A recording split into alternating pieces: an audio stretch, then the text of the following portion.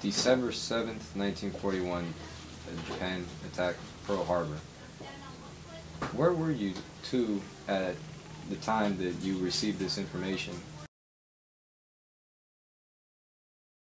December the 7th, it was on a Sunday, and when I got up to go to church, put my civilian clothes on, and I was going to go to Monterey to a church service, and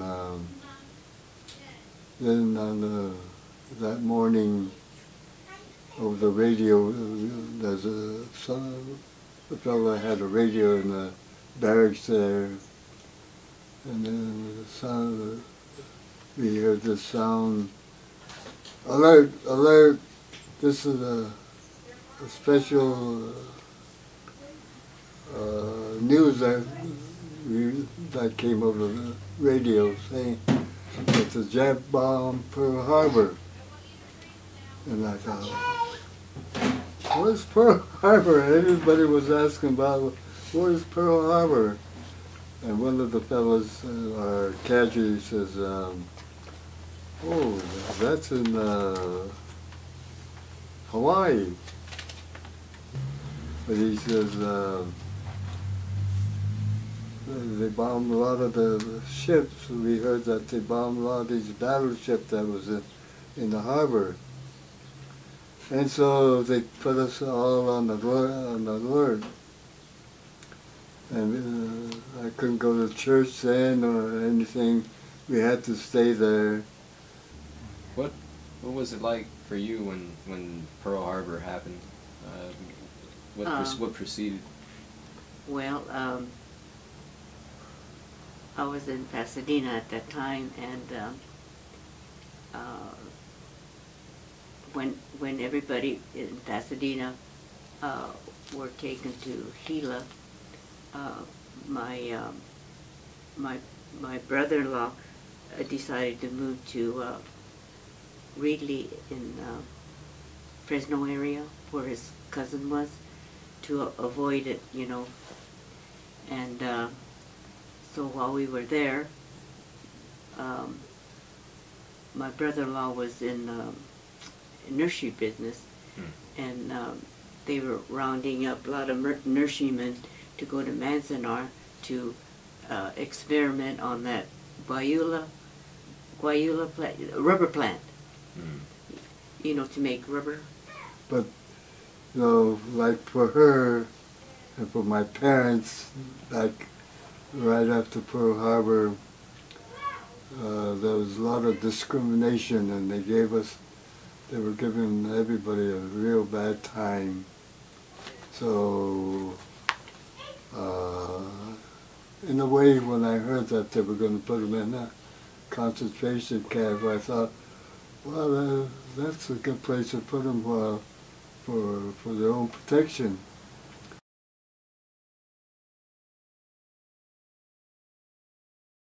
What was it? How did you find the camp? Pardon? How did you find the camp when you were there? Or what did you think your thoughts on it were when you were interned?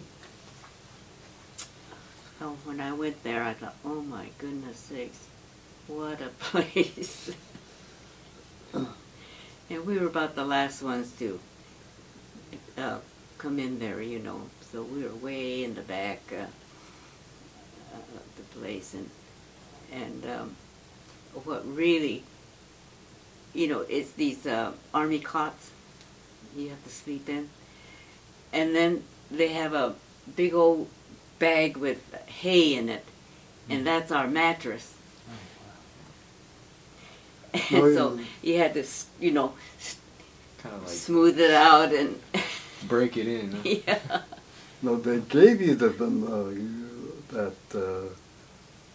bag, and you had to go out to the bale of hay and... No, the hay was already in there. Oh, well. Yeah, and they just threw it at the door. And well, a lot of them, they had to make their own mattress. make their own, well, I don't know about that. There was a bale of hay, and they told them to fill that bag up with hay to make their own mattress.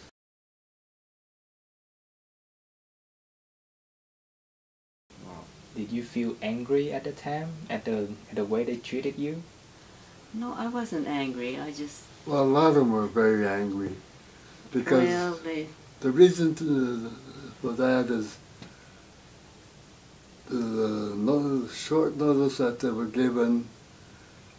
They lost almost everything they had, and they put them in these concentration camp, and then they gave them a questionnaire. There was 2 questionnaires that they had. That was in the 20s, and they told me that one of them was, would you fight for this country if you was put in the armed force? Yes or no? And so a lot of them felt that, well, you know, being put in these concentration camp and losing everything, they figured, why should I fight for the country? Okay. And so there's quite a few that put down no on that question. And then there's another question on that. I forgot what it was. But if you read some of the books that they have in the bookstores in Little Tokyo, they have a lot of books about what it was like, you know, when they went into these concentration camps.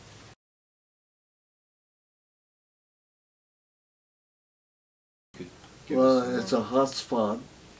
Yes. And like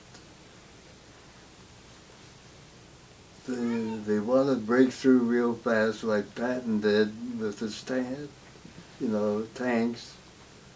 But they figured, well, if they could use us as a spearhead, you know, the division could go right on through. And so when we was in Italy, we had done a lot of spearheading, and to get to that casino, that was a rough one. But the guys got up that casino right on top of the hill. The Germans were looking down on everybody and shooting at them. You didn't have a chance.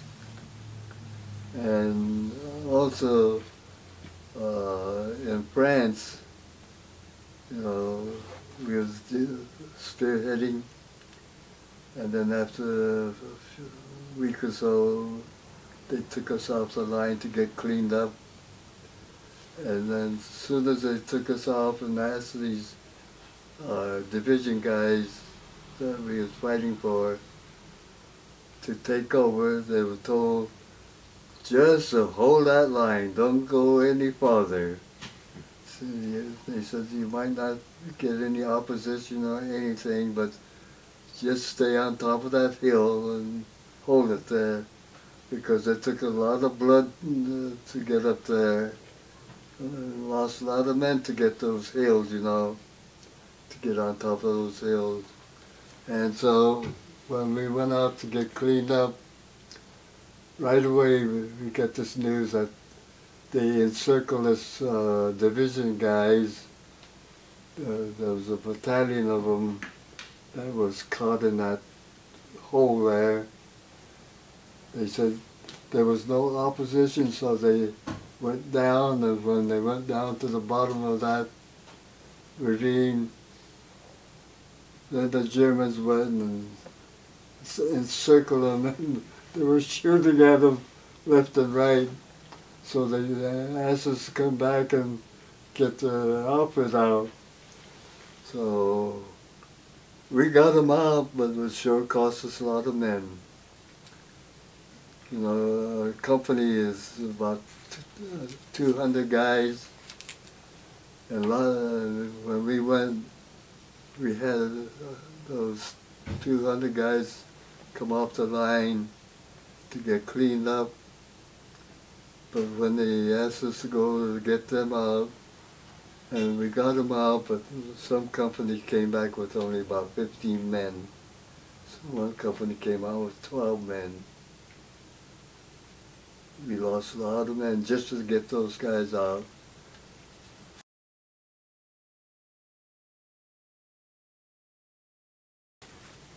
Was there I guess this is going to your experience in the camp, working, or in the military camp. Was there ever times where you felt you had to defend yourself from a prejudice? No, well, I got along real good with majority of the guys. There's one guy, this is up in, right at the Pearl Harbor, we was at this place called the Villa.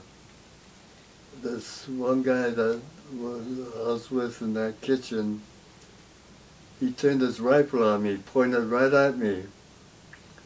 He says, "You goddamn little Jap, I'm going to kill you."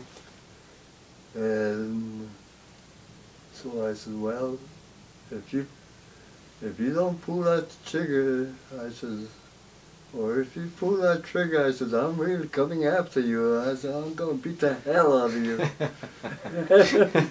Just about that time, I see a guy coming through between the trees and everything, you know. Is the company commander, Captain Wilcox. He hollered at the guy, "Put that damn gun down." And so, you know, being told by the commanding officer, he put the gun down. But that was the closest thing I ever came to. But other than that, I don't think I ever had any problem.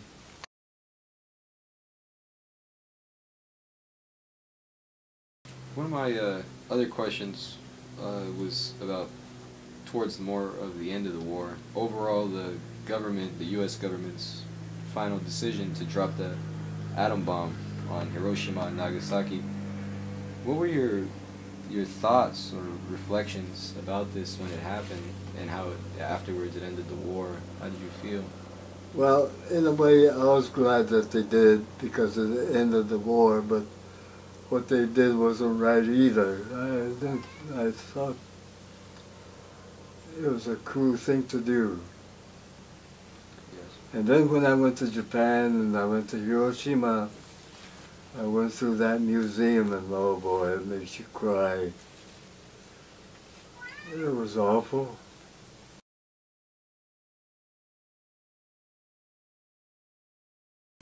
What, one of my last questions, we were in the car deciding how to form this. Ken brought up a good point about it. How do you think now, you think that the white America felt about your service and what you serving in the war, like coming back, like did that change, bring a different tide of reflection for white America to consider about Japanese American? While we was there, there was we received a newsletter every week, and they really wrote us up good. You know, they were proud of the thing, that spearheading that we was doing, and they gave us a lot of credit. And the only bad thing was, you know, when we was, like we go in town, like we was, just before we was coming into France, I heard there was a big scrap among the guys because they call them Japs, you know. And so these island guys, they really tore into them. And gave them hell. Well, to me, they were real strangers because of that language barrier they had, the way they spoke English is like a nightmare, you know. The But pidgin English, you know, from Hawaii, it's really hard for them to understand. That pidgin English was really something, but once we got used to it, it wasn't bad. The guys were copying them.